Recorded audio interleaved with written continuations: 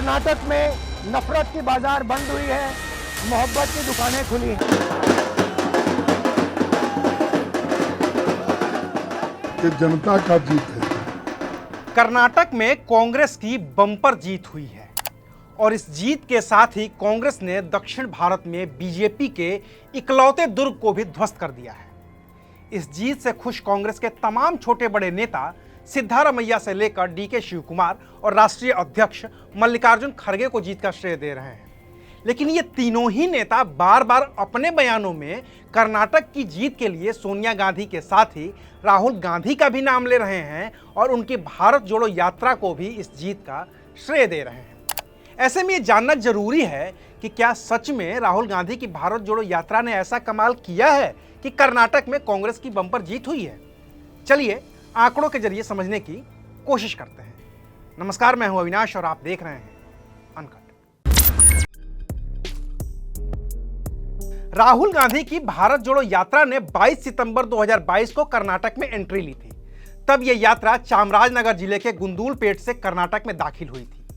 22 सितंबर से 19 अक्टूबर 2022 तक यह यात्रा कर्नाटक में रही थी। 21 दिनों की इस यात्रा में राहुल गांधी ने 511 किलोमीटर की यात्रा की थी। इस दौरान उनकी यात्रा 7 जिलों से गुजरी थी, जिनमें विधानसभा की 51 सीटें थीं। 13 मई को आए नतीजों के मुताबिक राहुल गांधी की यात्रा वाली 51 विधानसभा सीटों में से कांग्रेस ने 37 सीटों पर जीत दर्ज की है। यानी कि राहुल गांधी की यात्रा जिन 51 विधानसभा सीटों से होकर गुजरी, उनमें 72% सीटों पर कांग्रेस ने जीत दर्ज की है। अब इस जीत में भारत जोड़ो यात्रा का योगदान कितना है, ये तो तभी पता चलेगा जब इस बात की समीक्षा की जाए कि 2018 के चुनावी नतीजों में इन सीटों का रिजल्ट क्या रहा था। तो 2018 के विधानसभा चुनाव में कांग्रेस को इन 51 विधानसभा सीटों में से महज 15 सीटें मिली थी, जबकि बीजेपी को 17 और जेडीएस को 14 सीटों पर जीत हासिल हुई थी। अगर जिलेवार और विधानसभा वार भी राहुल गांधी की भारत जोड़ो यात्रा की समीक्षा की जाए तो ये साफ साफ दिखता है कि जिन 7 जिलों से भारत जोड़ो यात्रा गुजरी है, हर जिले में कांग्रेस को बढ़त हासिल हुई है और अच्छी खासी बढ़त हासिल हुई है। उदाहरण के तौर पर रायचूर जिले में विधानसभा की कुल 7 सीटें हैं। 2018 में कांग्रेस को 7 में से 3 सीटें मिली थी, जबकि 2023 में 1 सीट बढ़ी है और कुल संख्या 4 हो गई है। इसी तरह से बेल्लारी में विधानसभा की कुल 5 सीटें हैं। 2018 में 5 में से 4 पर कांग्रेस को जीत मिली थी, लेकिन 2023 चुनाव में कांग्रेस ने बेल्लारी जिले की पांचों सीटें जीत ली हैं और बीजेपी का इस जिले में खाता भी नहीं खुला है। चित्रदुर्ग जिले की 6 सीटों में से 5 पर 2018 में बीजेपी ने जीत दर्ज की थी और कांग्रेस को महज 1 सीट मिली थी।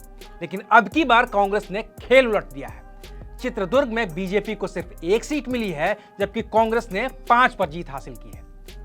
तुमकुर जिले में भी कांग्रेस ने 2018 के मुकाबले 3 और सीटों पर जीत दर्ज की है। 2018 में तुमकुर में कांग्रेस को 9 में से महज 2 सीटें मिली थी, जबकि इस बार उसे 5 सीटें मिली हैं। मांड्या की 7 सीटों में से 5 पर कांग्रेस जीती है, जबकि 2018 में मांड्या में कांग्रेस का खाता भी नहीं खुला था और सारी की सारी सीटें जेडीएस ने जीत ली थी। मैसूर जिले में भी कांग्रेस की 5 सीटें बढ़ी हैं। 11 सीटों वाले मैसूर जिले में इस बार कांग्रेस को 8 सीटें मिली हैं, जबकि 2018 में उसके पास महज 3 सीटें ही थी। चामराजनगर की 4 सीटों में से 3 पर कांग्रेस जीती है, जबकि पिछली बार उसे 2 सीट मिली थी, यानी 1 बढ़ी है।